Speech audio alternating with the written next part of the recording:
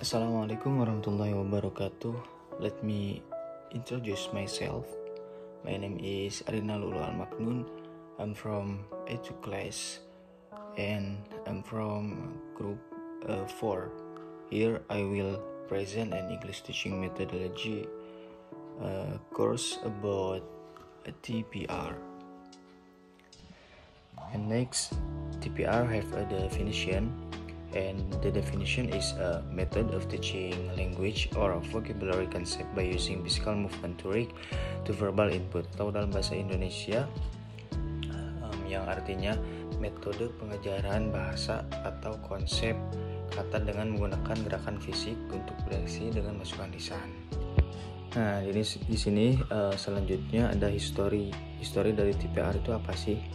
Nah, historinya adalah merupakan konsep pendekatan pengajaran bahasa yang diciptakan oleh Profesor James Asar, seorang psikologi dari St. John State College, Amerika Serikat. Pada pertengahan tahun 60-an, dia memiliki eksperimen pengajaran bahasa dengan memanfaatkan gerakan tubuh. Berbagai bahasa telah dicoba olehnya. Menurut Asar, dalam mempelajari bahasa asing, orang dewasa akan berhasil kalau ia meniru cara belajar anak ketika mempelajari bahasa ibunya. Metode ini juga dihubungkan dengan teori pengusutan atau trace theory, ingatan dalam psikologi yang berpendapat bahwa semakin sering suatu ingatan itu ditelusuri, maka semakin kuat pula asosiasi ingatan itu dalam semakin mudah pula yang ditimbulkan dan diingat kembali. Penelusuran atau penyusutan ulang dapat secara verbal. Dan setelah histori, selanjutnya ada 3 steps in implementing TPR method, yang artinya 3 langkah masuk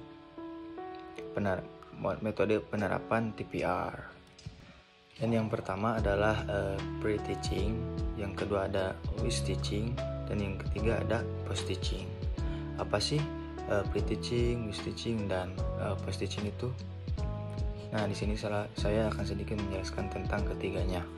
Pre-teaching atau pra-pengajaran adalah guru bahasa Inggris melakukan beberapa pengajaran yang salah satunya adalah guru bahasa Inggris mengucapkan salam terlebih dahulu kepada siswanya. Misalkan, "Selamat pagi anak-anak," kata guru. Selanjutnya, murid menjawab, "Selamat pagi juga, Bu." Lanjut, yang kedua ada with teaching. With teaching adalah guru bahasa Inggris memulai pelajaran bahasa Inggris dengan menjelaskan tentang topik serta menuliskan topik tersebut di papan tulis dan lengkap dengan artinya. Kemudian yang ketiga ada post teaching. Apa sih post teaching itu? Post teaching adalah guru bahasa Inggris mengakhiri pelajaran bahasa Inggris pada saat itu dengan menyebutkan macam-macam imperatif.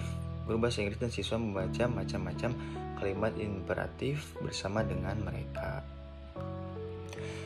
Dan guru bahasa Inggris juga memotivasi siswanya untuk belajar keras dan mempraktikannya setiap hari di kehidupan sehari-hari.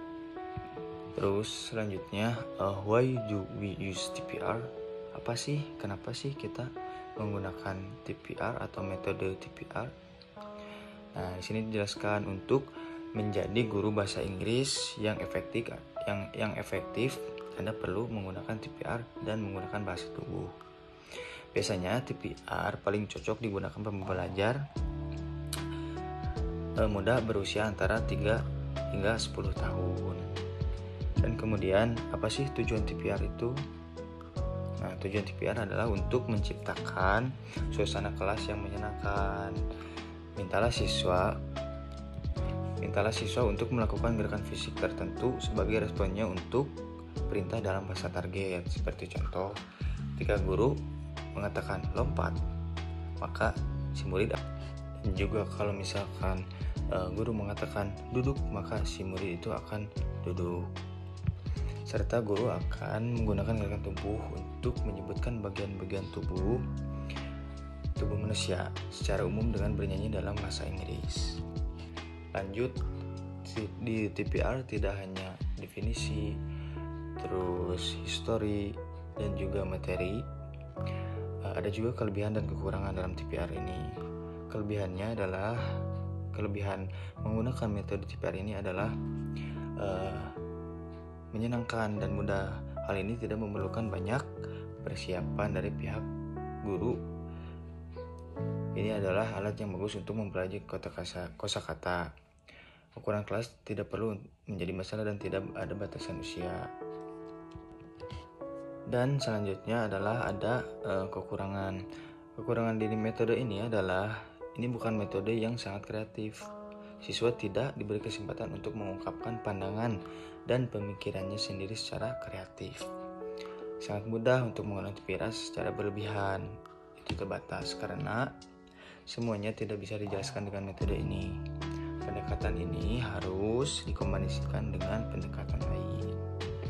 Mungkin video presentasi saya cukupkan sekian, dan mohon maaf bila ada kata yang salah dan kurang bagus dalam penyampaian. Mohon dimaafkan karena masih dalam tahap pembelajaran. Assalamualaikum warahmatullahi wabarakatuh.